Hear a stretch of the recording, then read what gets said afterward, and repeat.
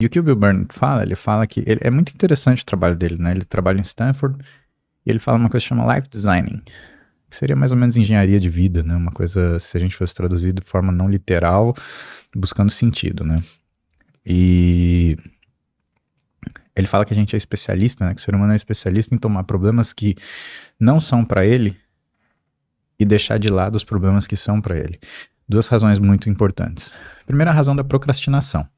É muito mais fácil você escolher seus problemas, né? E segunda coisa, do que a atenção, né? A gente tem uma questão de viés de grupo que faz com que nós fiquemos confortáveis quando você está em uníssono num determinado discurso. Então, vamos falar que... Não vamos pegar nenhum tema sensível hoje para não evitar controvérsias, né? Com pessoas que não estejam prontas para conversar mesmo sobre o assunto, né? Porque é isso, né? Você tá querendo esperar o outro falar ou você tá querendo conversar, né? Porque é bem diferente. Mas vamos supor que, sei lá, amanhã a vaca começasse a dar leite doce. E vamos pensar que isso daí começa a espalhar que nem um restilho de pólvora, sai no X, começa a virar assunto do Instagram. Cara, a vaca que dá leite doce, agora todas as vacas dão leite doce. Cara, você resolver isso? Não. Você toma leite? Não. Então por que você está falando disso? Porque é confortável falar disso, porque todo mundo está falando. E é muito mais confortável falar disso, que está todo mundo falando, principalmente se você tem a mesma opinião, né, que é o viés do grupo, do que você cuidar da sua própria vida, arrumar o seu quarto, ou lavar as suas cuecas, ou então resolver os problemas que você tem para você seguir adiante. Que você sente que faz parte de alguma coisa, né? De uma forma artificial, sim, né? E é esse que é o problema, né? Você quer fazer parte de algo real ou artificial?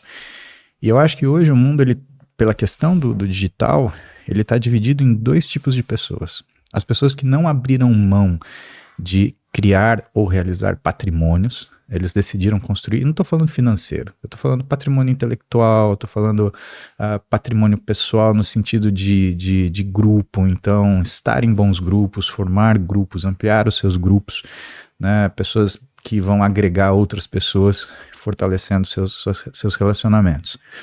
E as pessoas que elas decidem ficar em grupos de acordo com circunstâncias confortáveis.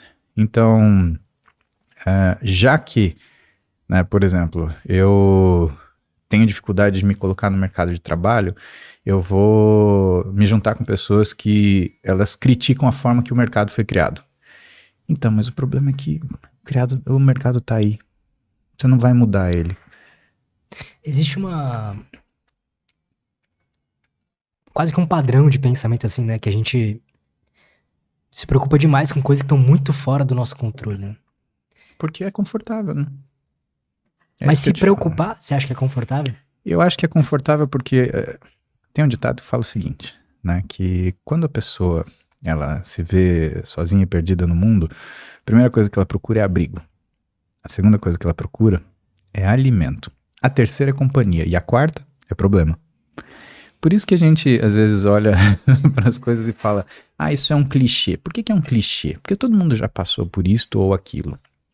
E, de certa forma, você escolher os seus problemas é muito confortável do que você enfrentar aqueles que você precisa enfrentar. É muito difícil você enfrentar, por exemplo... Eu gosto muito de raciocinar sobre isso, né? Porque as pessoas, às vezes, olham para as outras e elas criam expectativas que, na verdade, são estigmas. Então, elas conhecem uma pessoa, né, e que tem um comportamento X e que, assim, elas conhecem superficialmente. Por exemplo, conhecem a mim. O que você superficialmente sabe sobre mim? Eu dirijo um carro importado, eu moro num apartamento bacana, eu tenho um casamento com uma mulher bem-sucedido, eu tenho filhas que estudam em locais bacana, né? Então, o que você vai pensar? Nossa, a vida dele é fácil. É que você nunca vai imaginar que tipo de briga que eu luto para manter nesse estilo de vida. E outra, jamais você vai ter condição de saber aquilo que eu briguei para conseguir chegar ali. Pensa o seguinte, né? Primeiro que é uma característica, se você se vitimizar, você não vai ter coragem para enfrentar o que você precisa. Então, do ponto de vista de realizar, é muito mais fácil você ir fazer uma coisa do que você ficar pensando se dá para ser feito ou não, né? Tá no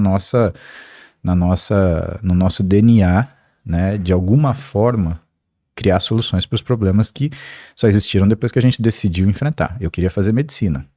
Só que medicina até, eu imagino que o século passado, né, e o começo desse, era uma coisa que era protegido meio família. O pai era médico, o filho era médico. E quando eu entrei na faculdade de medicina, né, não era diferente disso. A Né? galera O lá pai usa. era médico, o tio era médico, e era assim. Eu estudava com, sei lá, o chefe dos anestesistas da cidade XYZ.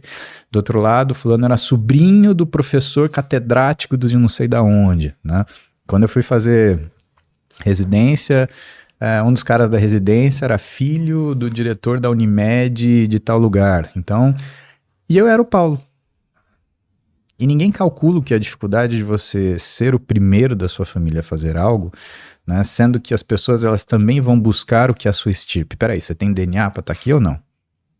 Então, aparentemente, as pessoas elas esquecem que os grupos eles vão reduzindo. E que dentro de tudo que você vai fazer vai ter um mini grupo. A questão é, qual grupo você vai pertencer? Eu até poderia ser o grupo que contesta a legitimidade de fulano de tal ou Beltrano tá ali, mas eu sempre imaginei que do mesmo jeito que eu tinha as minhas dificuldades, as outras pessoas que estavam lá, elas tinham as delas. Inclusive as que eram filho de médico. Cara, seu pai é um excelente engenheiro, por exemplo, né? E você decide fazer engenharia. Quão difícil é você preencher o sapato dele? Porque vão esperar de você exatamente aquilo que seu pai deu e não menos, né? Eu passo isso com minhas filhas. A minha filha mais velha, ela decidiu fazer direito. Ufa, pra mim foi um alívio, né? Então ela vai desbravar a área dela. Agora, a minha filha mais nova, ela quer fazer medicina. E eu tenho preocupação quanto a isso.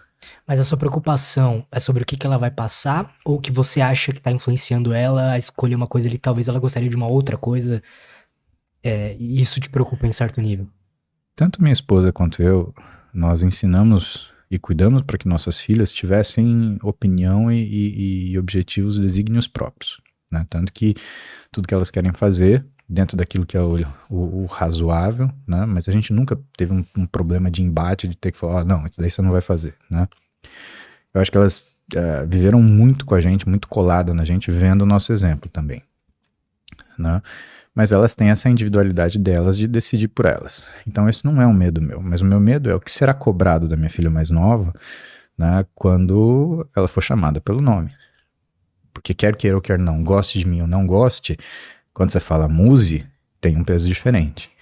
E você ser uma Maria Clara Muzi, primeiro ano da faculdade de medicina, sendo que muito provavelmente o professor pode ter estudado comigo ou ter sido meu aluno, isso vai gerar uma... É impossível dizer Um que tipo de não vai gerar uma experiência diferente, expectativa. né?